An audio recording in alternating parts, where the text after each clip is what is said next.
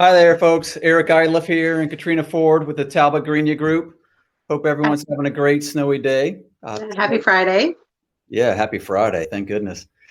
Today, we're going to talk about little getaway spots that you might want to sneak away in the winter time and hopefully have a little bit of fun with your family and or significant other. So I know, Katrina, you might have a few. I live in Winchester. I grew up in the Fairfax County area, so there's a lot of things in between. But one of the cool places I went to, it was in the summertime, but I can imagine it would be cool in the winter, was Washington, Virginia. And it wasn't to that fancy restaurant, the Inn at Little Washington. It was the White Moose Inn, I believe is the name of it. It's a really cool hotel. Yeah, I've never been to that one. I know the Little Inn. Yeah, it's a neat little town. You can walk around, but the hotel, they call it White Moose. The rooms are white, very stark white, but they have little happy hours. They try to have you have the breakfast in the morning that you can come down and mingle with guests, but really it's very private. So that would be more of a remote place for your sweetie, your partner, whoever. Right.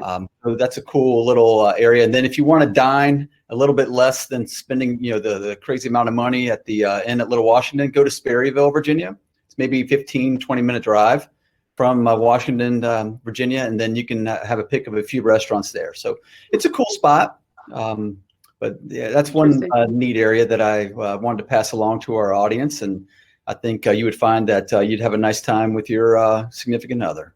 Those are good ones. So I have to be totally honest. We never go away. Okay.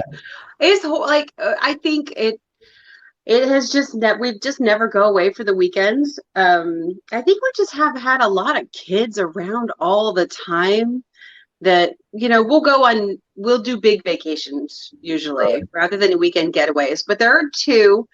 I live right outside of Middleburg. Middleburg's a great place to go for a weekend getaway, especially if you are a wine connoisseur of anything. I don't even drink, so that's not like my thing. So there are two that we do.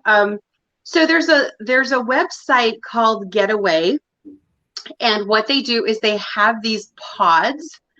And this is like if you really want to get away from everything and everyone, Getaway has these little pods that are set up. There's one down in the Shenandoah area that it is camping. It's a big, beautifully decorated pod that they put in the middle of a campsite. But there's no internet. There's, electricity within the pod itself. But it's really like if you just want to get away and have just quiet time either by yourself or with someone else. It's really nice to it's not roughing it. I love camping, but this is more like you set up in the pod. It's just a living space and then a bed space, and they have these huge windows that surround it. It's beautiful, but it's more glamping. But you do have to prepare your own food, so there is a campfire. The other thing we do is, the thing I love about living in this area is it is 3 hours to anything.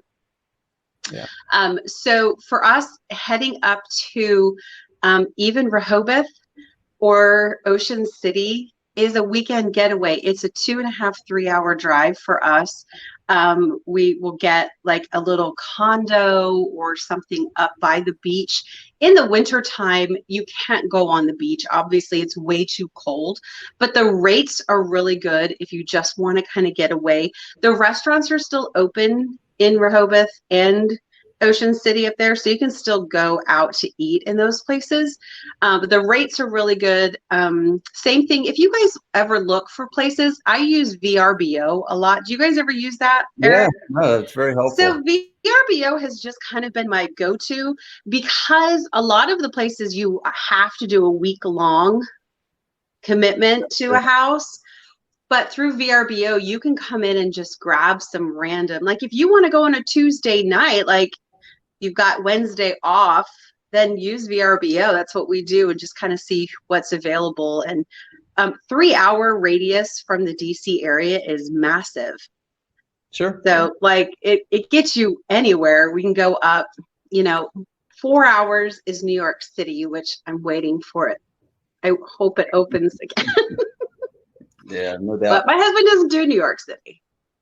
Yeah, so one other spot, well, it's too bad not doing New York City, because New York City is a lot of fun. Love it. Regardless of what your interests are. But right. Massanutten, that's a small ski resort, so it's not fancy. You're not going to have long runs or difficult runs per se, but it's a fun area, and you have restaurants, you have hiking even in the wintertime.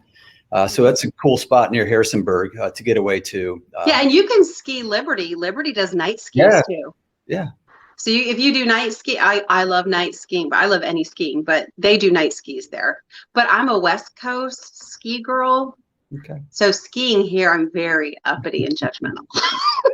It's all right. It's a lot of ice on the East Coast. Yeah, it is. It's not as fun, but it's more about survival. I know it's just a totally different experience. My family had a house in Steamboat Springs, Colorado.